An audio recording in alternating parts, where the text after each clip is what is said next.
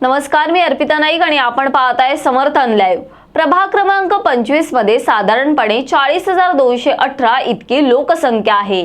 या प्रभागात Babula Naka, Bangli hospital, Philip complex, Dattani mall, Umeda Phata, Holi Bazaar, Benapatti, D'Souza hospital, Ramedi cross, Bhaskar Ali, Prabhu आळी, जुने जानकी टॉकीज, शनी मंदिर, रमेदी चर्च, मांडलई, दिघा आणि सेंट थॉमस चर्च यांचा समावेश आहे। या प्रभागातील प्रमुख समस्या कोणत्या आहेत, पाहूयात याबाबतचा ग्राउंड रिपोर्ट। आता आपण प्रभाग क्रमांक 25 मध्ये आहोत।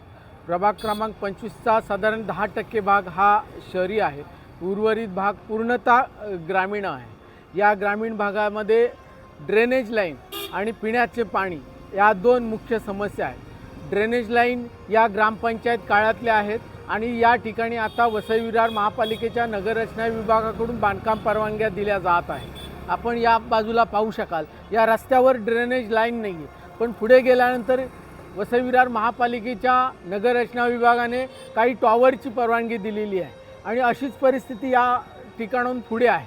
आपण बंगलीच्या परिसरात आहोत।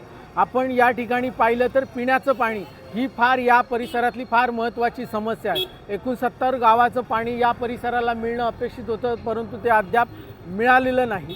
पिण्याचं पाणी महापालिकेने देणं अपेक्षित आहे, परंतु महापालिका पिण्याच्या पाण्याची व्यवस्था करीत नाही। इथल्या लोकांना क्षारयुक्त पाणी प्यावं लागत आहे।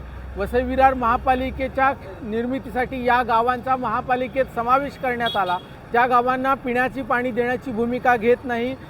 ज्या गावांना महापालिकेत समाविष्ट करून घेण्यात आलं आहे त्या गावांना पिण्याचं पाणी देण्यासंदर्भात इथले राज्यकर्ते, सत्ताधारी आणि आजी माजी आमदार कोणीच या विषयावर बोलत नाही।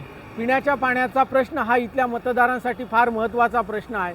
इथल्या मतदारांनी यापूर्वीच्या कोणत्याच निवडणुकीमध्ये पिण्याच्या पाण्याच्या प्रश्नावर भूमिका घेतलेली नाही। जर आत्ता इथल्या मतदारांनी पिण्याच्या पाण्याच्या प्रश्नावर वेगळी भूमिका घेतली तर या वसई विरार महापालिकेच्या राजकीय इतिहासात वेगळी एक नोंद होऊ शकेल आणि इथून पुढे राज्यकर्त्यांना पहिल्यांदा या ग्रामीण परिसराला पिण्याचं पाणी द्यावं लागेल। या वसई विरार महापालिकेच्या प्रभाग क्रमांक 25 मध्ये बहुजन विकास आघाडी विरुद्ध भाजप अशीच लढत होणार आहे। काँग्रेस या ठिकाणी निवडणूक लढवू शकते। काँग्रेसने जर निवडणूक लढवली तर या प्रभागामध्ये तिरंगी लढत होईल, परंतु काँग्रेसचा याबाबतीतला अद्याप निर्णय झाला नाही। त्यामुळे सध्या तरी प्रभाग क्रमांक 25 मध्ये बहुजन विकास आघाडी विरुद्ध भाजप अशीच लढत होईल। यावरील तुमचं मत आम्हाला न चुकता कमेंट बॉक्सद्वारे नक्की कळवा आणि अशाच विविध विषयांवरील सविस्तर तपशील जाणून घेण्यासाठी समर्थन लाईव्हला सबस्क्राइब करा व बेल बटन दाबा। धन्यवाद।